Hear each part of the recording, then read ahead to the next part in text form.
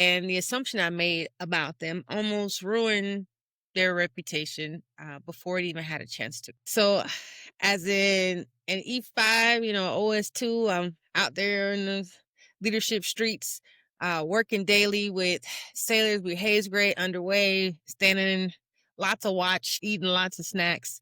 I mean, we had this sailor that lived in a berthing with us, and it got a bit dicey. And what I mean with that is this sailor was raised a little bit different in that they would shower and this wet towel, like they would put inside their rack so that the towel would obviously not fully dry. So it would begin to stink. It would kind of get mildewy. And that was like normal for them. And they would take that stinky towel and then they would go shower and put that sticky towel on their clean body. And it was just this cycle, right? So the aisle started to have a smell. The other piece, they were notorious for like walking around with no shoes on through the birthing, but then also like in the head area and back. And then they would do all that, then climb back into their racks. It was a very unsanitary area.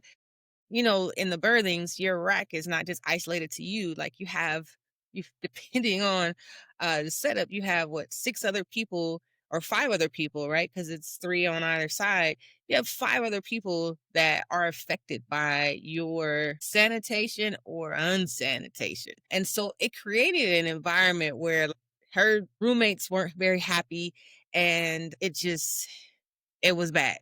The assumption was that she was nasty, that she didn't care about herself or about us living in this burden around her that could potentially get sick.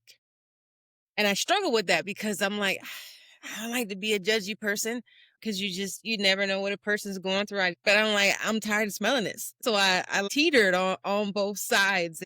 And it wasn't fair, but that's where I was at the time. And I have to own that. And at first I thought this sailor is just nasty. But the more I leaned in, the more I realized it wasn't nastiness. It was a lack of tools.